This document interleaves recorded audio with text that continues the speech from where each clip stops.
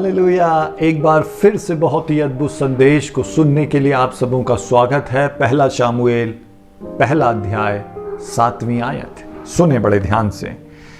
वह तो प्रतिवर्ष ऐसा ही करता था, और जब हन्ना यहोवा के भवन को जाती थी तब पनिन्ना उसको चिढ़ाती थी, इसलिए वह रोती और खाना ना खाती थी।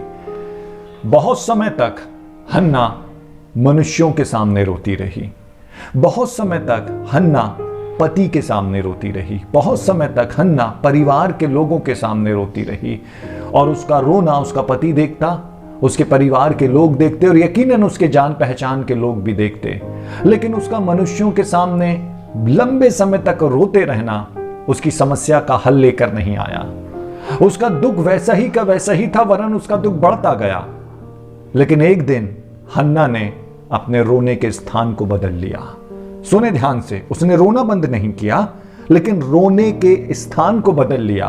वो रोने के सही स्थान में पहुंच गई, क्योंकि जब वो लोगों के सामने रोई उसकी समस्या ना बदली, लेकिन उसने रोना बंद नहीं किया, समझें, लेकिन उसने रोने के स्थान को बदल लिया। सुने, उसके रोने का स्थान बदल गया। 9वीं और 10वीं आयत। तब शीलो में खाने और पीने के बाद हन्ना उठी और यहोवा के मंदिर की चौखट के एक बाजू के पास एली याजक कुर्सी पर बैठा हुआ था। वह मन में व्याकुल होकर यहोवा से प्रार्थना करके बिलख बिलख कर रोने लगी। हालेलुया। हन्ना ने रोना बंद नहीं किया, लेकिन हन्ना रोने के स्थान को बदल लेती है। पहले वो अपने पति के सामने रोती, पहले वो अपने लोगों के सामने, परिवार के लोगों के सामने रोती, पहले वो अपने जान पहचान के लोगों के सामने रोती, लेकिन अब हन्ना ने मनुष्यों के सामने रोना बंद कर दिया। और लिखा हुआ है वो परमेश्वर की डेवढ़ी पे, चौखट पे पहुंच गई, और अब वो परमेश्वर के आगे बिलक बिलक कर रो रही है।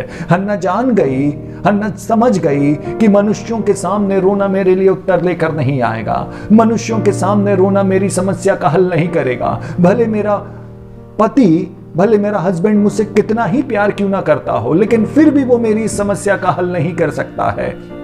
मैं आपसे बोलूं, आपके परिवार में आपको बहुत सारे लोग प्यार करने वाले होंगे, आपके रिश्तेदारों में, मित्रों में बहुत सारे लोग आपको प्यार करने वाले होंगे, लेकिन फिर भी क्योंकि वे मनुष्य हैं, उनकी लिमिटेशन होंगी, सीमाएं होंगी, और एक समय के बाद वो आपकी कोई मदद ना कर पाएंगे। एक समय के बाद आपके आंसुओं को देखकर वो भी लाचार और वो भी विवश महसूस करेंगे। लेकिन यदि आप अपने रोने के स्थान को बदल लेते हैं, यदि आप अपने आंसुओं को लेकर परमेश्वर की उपस्थिति में चले जाते हैं, परमेश्वर आपके आंसुओं को देखकर आपकी स्थिति बदल सकता है। परमेश्वर सब कुछ बदलने की ताकत रखता है।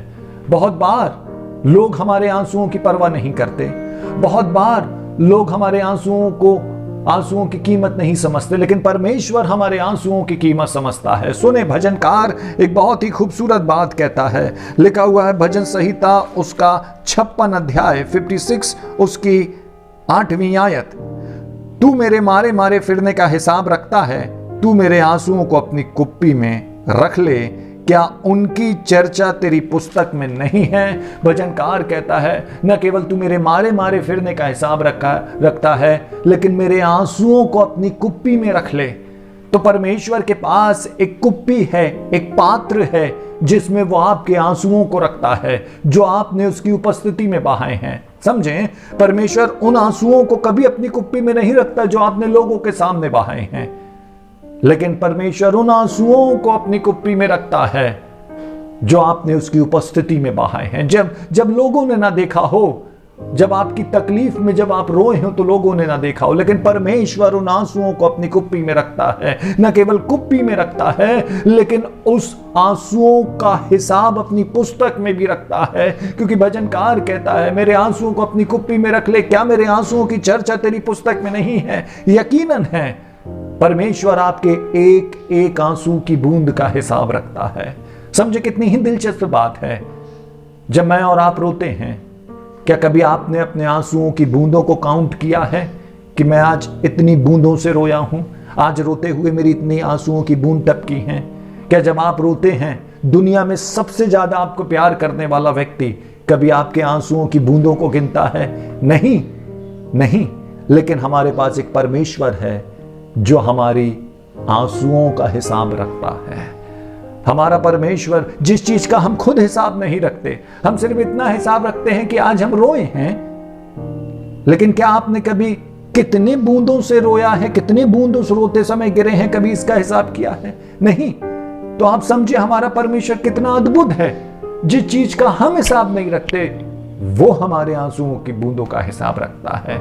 न केवल हिसाब रखता है लेकिन उसको अपनी कुप्पी में रखता है, स्मरण करने के लिए अपनी कुप्पी में रखता है। परमेश्वर आंसुओं का प्रतिफल देता है, परमेश्वर आंसुओं के बदले आशीषित करता है, परमेश्वर सब कुछ करता है। क्यों? क्योंकि परमेश्वर आंसुओं का हिसाब रखता है। एक बहुत ही दिलचस्प घटना है हिजकिय्याह राजा के जीवन से, सुने। दूसरा राजा उसका 20वां अध्याय उसकी पहली कुछ आयतें। उन दिनों में हिजकिय्याह ऐसा रोगी हुआ कि मरने पर था, और आमोस के पुत्र यशायाह भविष्यद्वक्ता ने उसके पास जाकर कहा, यहोवा यूं कहता है कि अपने घराने के विषय जो आज्ञा देनी हो वह दे, क्योंकि तू नहीं बचेगा, मर जाएगा। हिजकिय्याह रोगी हो गया और मरने वाला था, और परमेश्वर का दास आता है और कहता, परमेश्वर ने कहा है तू मर जाएगा। तब सुने, तब उसने दीवार की ओर मुंह फेर यहोवा से प्रार्थना करके कहा, हे यहोवा, मैं विनती करता हूं, स्मरण कर कि मैं सच्चाई और खरे मन से अपने आप को तेरे सम्मुख जानकर चलता आया हूं, और जो तुझे अच्छा लगता है वही मैं करता आया हूं। तब हिजकिय्याह फूट फूट कर रोया। हिजकिय्याह फूट फूट कर रोने लगा। परमेश्वर का दास चला गया है, उस कोठरी में कोई नहीं है, लेकिन हिजकिय्याह फूट फूट कर रो रहा है, और उसका फूट फूट कर रोना परमेश्वर ने देख लिया। उसने जितने आंसू बहाए परमेश्वर ने उसे अपनी कुप्पी में रख लिया, और परमेश्वर ने उसे अपनी कुप्पी में सजो लिया, और परमेश्वर का दिल मेल्ट हो गया, पिघल गया उसके आंसुओं को देखकर, और परमेश्वर एक संदेश भेजता है उसके लिए। सुने 4 आयत। तब ऐसा हुआ कि यशायाह आंगन के बीच तक जाने भी ना पाया था कि यहोवा का यह वचन उसके पास पहुंचा, लौटकर मेरी प्रजा के प्रधान हिजकिय्याह से कहे कि तेरे मूल पुरुष दाऊद का परमेश्वर यहोवा कहता है कि मैंने तेरी प्रार्थना सुनी और तेरे आंसू देखे हैं, देख मैं तुझे चंगा करता हूं। हालेलुया। जब हिजकिय्याह रोया, परमेश्वर ने उसकी प्रार्थना सुनी और उसके उन आंसुओं को देखा जो उसने परमेश्वर की उपस्थिति में बिताए थे, और परमेश्वर ने उसके लिए चंगाई भेज दिया, वरन जीवन दान भेज दिया। उसका समय पूरा हो गया था, लेकिन उसके आंसुओं ने उसके लिए जीवन ले आया। हन्ना जब परमेश्वर के आगे रोई, हन्ना की आंसुओं ने इज़राइल के लिए शामुएल को ले आया। आपके आंसू देखकर परमेश्वर आश्रय कर्म कर सकता है। आपके आंसुओं को होने दें, लोगों के सामने मत बहाएं। लोग बहुत बार मजाक बना देंगे, लोग बहुत बार आपको अंडरस्टैंड नहीं करेंगे, लोग आपको नहीं समझ पाएंगे, लेकिन एक परमेश्वर है जो आपके आंसुओं की परवाह करता है। अपने आंसुओं को इकट्ठा करें, पवित्र परमेश्वर के चरणों में बलिदान के रूप में चढ़ा दें। परमेश्वर उन आंसुओं को देखकर आपकी सुधि लेगा।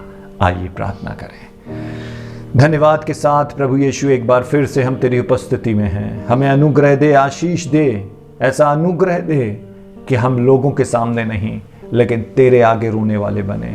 हमारे आंसू तेरे आगे बहें, क्योंकि तू उनको अपनी कुप्पी में एक पात्र में रखता है और तेरी पुस्तक में उनकी चर्चा लिखी जाती है। धन्यवाद प्रभु, हमारी सहायता कर, हर बात में हम तेरे आगे टूटने वाले बने। यीशु के नाम में आमीन। परमेश्वर आपको बहुत आयत की आशीष दे।